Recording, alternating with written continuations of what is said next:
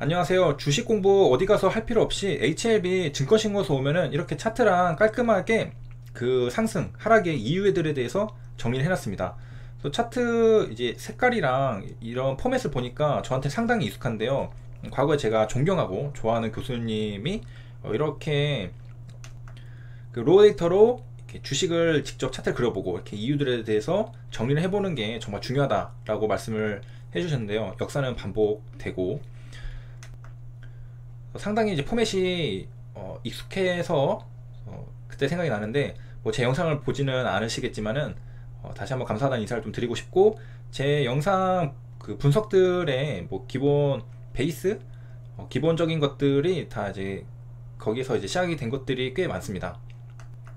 가끔 이제 제 영상들 보면은 이거는 뭐 혼자서 알 수가 없는 내용들이 가끔씩 이제 제가 말할 때가 있는데 그거는 제가 어떻게 알겠어요? 저도 다 배운 겁니다. 그리고 배운 것들을 또 응용해서 또 설명을 하고 그 다음에 많은 분들도 이제 알아가실 수 있게 그렇게 하는 거고요.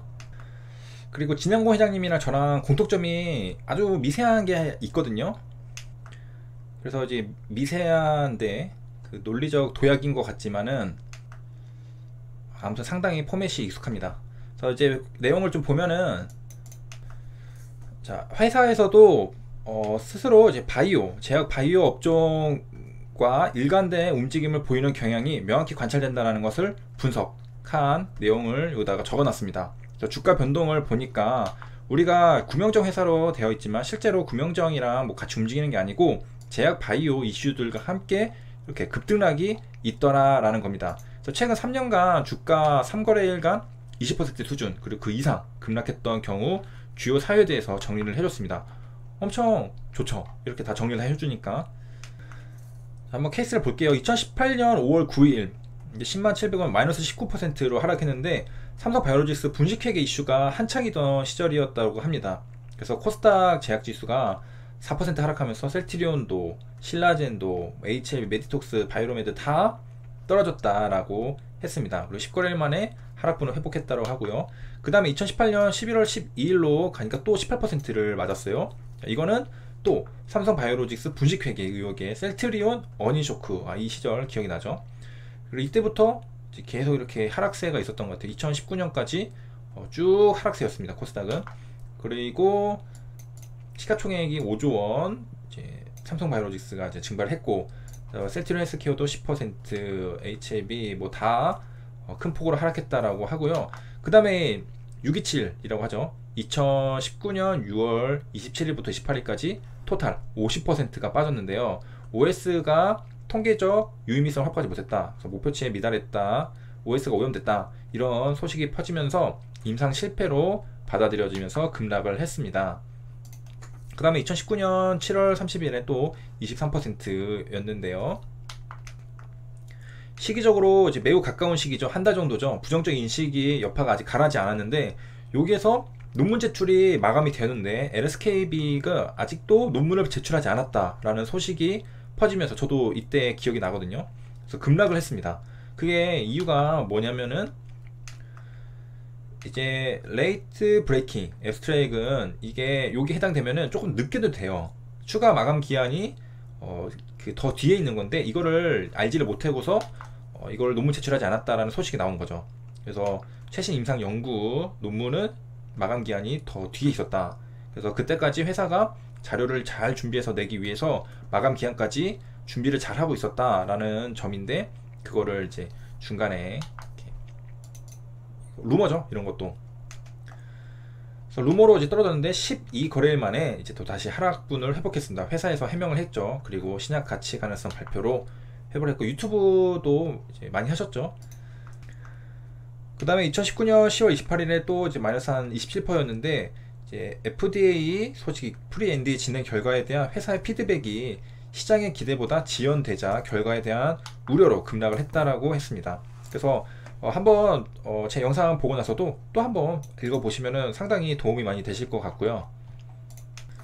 이 표도 간단하게 보면은 요거 결과에 대해서 627 해서 떨어졌고 그 다음 밑에서는 여기 신약 가치 인정 견해 수령하여 프레임드 진행 계획 발표 후에 이때부터 저점 찍고 이렇게 올라가고 있었고, 급등할 때는 이제 베스트 오브 에스모 2019에 선정되었다는 소식에 또 주가 급등했다라고 말했습니다.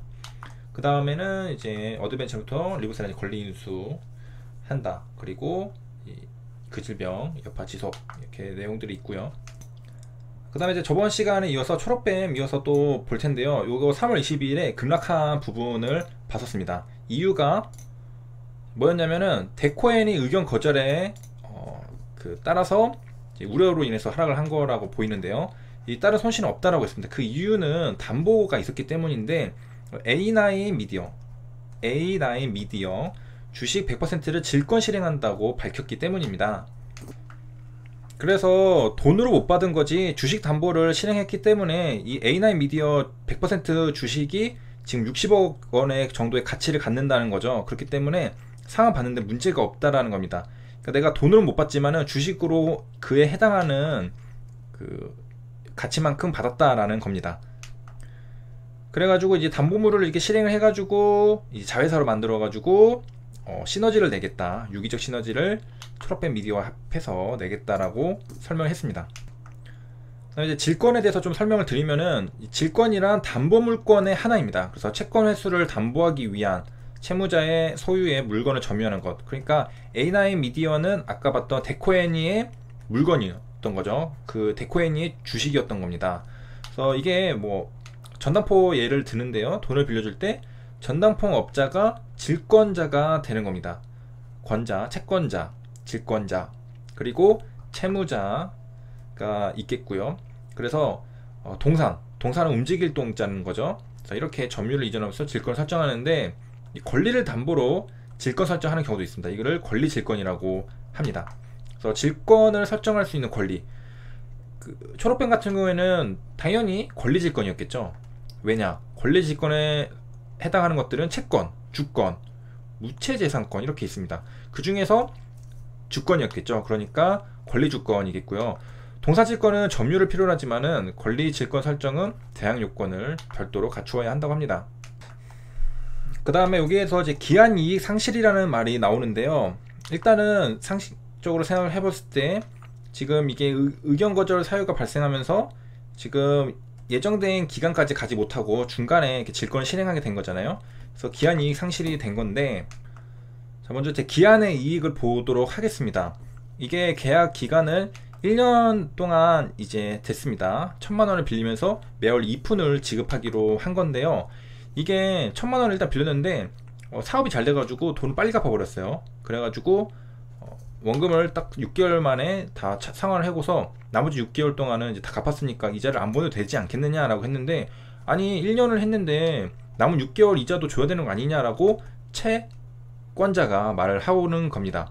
아니 나는 1년치로 계약을 해서 너한테 1년치 이자를 받으려고 돈을 빌려준 건데 너는 6개월 만에 갚아버리고 나머지 6개월은 왜 나는 그 1년치 이익을 얻을 생각으로 한 건데 라고 한 건데, 즉 이 경우에는 돈을 너무 빨리 갚아버려 가지고 채권자의 이익이 훼손이 된 거죠. 그래서 이 부분에 대해서 설명을 해주면, 이행기간이 1년으로 되어 있는데요, 이거는 이제 원금 도척을 받지 않을 사실은 채무자를 위해서 인정이 되고 있는 건데, 이 채무자가 자기에게 주어진 기한의 이익을 포기할 수도 있다라는 겁니다. 그러니까 1년 동안 돈을 독촉받지 않고서 쭉 다 써도 되는데, 이거를 내가 중간에 그냥 6개월 만에 갚아버리고 기한의 이익을 포기할 수 있는 거죠. 독촉받을 권리, 그런 것들 받지 않을. 그래서 기한의 이익이 채권자를 위해서도 존재하는 경우에는 채무자가 기한의 이익을 포기하더라도 상대방의 이익을 침해해서는 안 된다라는 겁니다. 즉 무슨 말이냐면은, 채권자가 나는 1년치 이자를 받으려고 돈을 빌려준 건데 6개월 만에 갚아버리면은 나머지 6개월은 내 이익이 훼손된 거 아니냐. 그래서 1년간의 이자 수입은 보장되어야 한다라는 겁니다.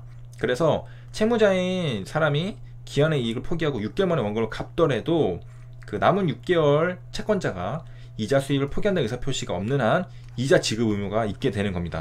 그러니까 이런 것들은 좀 생소하죠.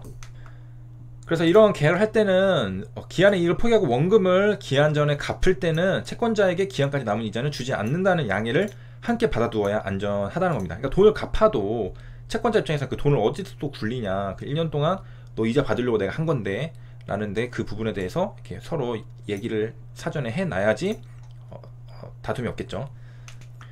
그래서 그걸 또 어려운 말로 이제 benefit of time, 법률 행위 효력의 발생, 소멸 또는 채무의 이행을 장래에 도래할 것이 확실한 사실이 발생할 때까지 연기하는 경우. 말이 어렵죠. 근데 앞에 봤던 그 내용이라고 생각하면 됩니다.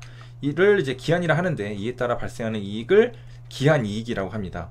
기한에 따라서 발생하는 이익인 거죠. 자, 그럼 사례로 돌아오면은 기한이익이 상실된 이유는 이거 지금 의견 거절 나왔기 때문인 거죠. 그래서 기한이익 상실에 따라서 이제 주식담보를 실행을 하게 된 겁니다. 그래서 이날 나온 뉴스인데, 아마도 이제 투자자들 입장에서는 이게 60억 가치를 가지고 있다고 할 수도 있어도 밸류에이션에서 이게 실제로 60억인지 아닌지는 이제 불분명하기 때문에 아마도 좀 우려감으로 인해서 하락을 한 게 아닐까 생각을 해봅니다. 여기까지 시청해주셔서 감사합니다.